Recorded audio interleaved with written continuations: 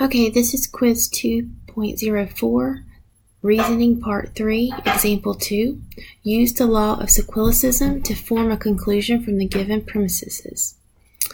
Premise 1, if a polygon undergoes a transformation, then the image has congruent angles to the pre-image.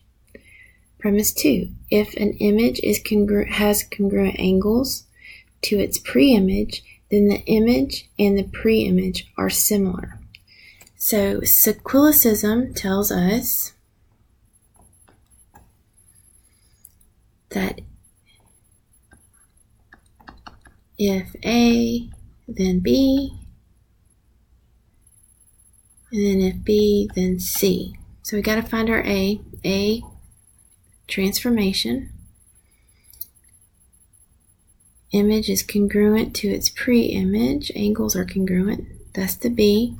Then we have the B again, and then C. So if a polygon undergoes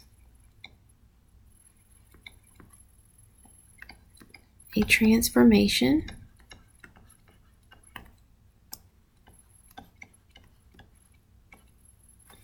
then the image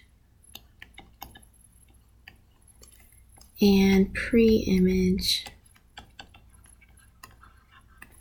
are congruent.